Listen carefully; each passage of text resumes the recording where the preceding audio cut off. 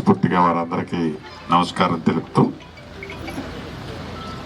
మీ దీవెనలతో వచ్చిన ఈ ప్రజా ప్రభుత్వం గౌరవ ముఖ్యమంత్రి రేవంత్ రెడ్డి గారి నాయకత్వంలో అభివృద్ధిని, సంక్షేమాన్ని రెండు కళ్ళల రాష్ట్ర ఆర్థిక పరిస్థితి సహకరించకపోయినా ముందు తీసుకెళ్తున్న సంగతి మీకు తెలియంది కాదు.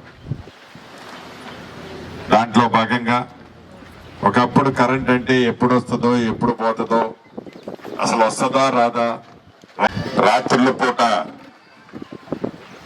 కరెంట్ వచ్చిందని వాళ్ళు చాలా దగ్గరికి వెళ్ళినప్పుడు అనేక సందర్భాల్లో పేద రైతన్నలు పాము కాటుకో తేలికాటుకో బలైన సందర్భాల్లో కోకోలను చూశాం.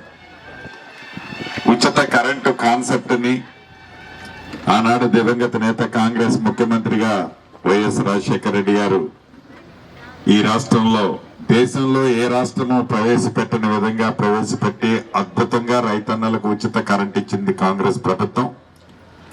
తదుపరి రాత్రిపూటే కాదు పగలిపూట కూడా కరెంటు ఫుల్గా ఇస్తామని చెప్పిన మన ప్రభుత్వం ఈనాడు రైతన్నలకు ఎక్కడా ఇబ్బంది లేకుండా ఉచిత విద్యుత్తు రాత్రి పగలు అని తేడా లేకుండా ఇస్తున్నాం. దీంట్లో భాగంగా గ్రీన్ ఎనర్జీని ఉత్పత్తి మరింత చేయాలని, అందుట్లో భాగంగా సౌరశక్తికి సంబంధించింది ప్రధానంగా ఈ రాష్ట్ర ప్రభుత్వం ఈనాడు ఫోకస్ చేసి విద్యుత్కి పెద్దపీట మన పేదింటి ప్రభుత్వం ఈనాడు తెలంగాణ రాష్ట్రంలో చేపట్టింది. అందుట్లో భాగంగా ఈ గడిచిన 2 సంవత్సరాలన్నరలో మన పాలేరు నియోజకవర్గంలో ఇందాక అధికారులు ఇస్తున్న లెక్క ప్రకారం 37.5 కోట్ల రూపాయలతో సబ్ స్టేషన్లు కానీ కొన్ని లైన్లు కానీ ఏర్పాటు చేసుకున్నాం.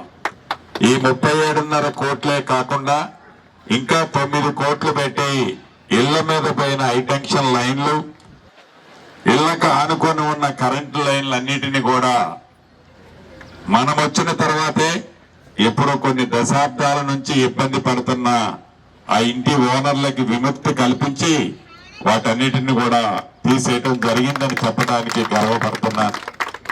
అంటే పేదవాడి కష్టం తెలిసిన ప్రభుత్వం, పేదవాడి మనసరిగిన ప్రభుత్వం, పేదవాడికి ఏది అవసరముందో గ్రహిస్తే ఫలితాలు ఇప్పుడు ఈ ప్రభుత్వం వచ్చిన తర్వాత ఏవైతే జరుగుతున్నాయో అలా చేసుకోగలుగుతాం.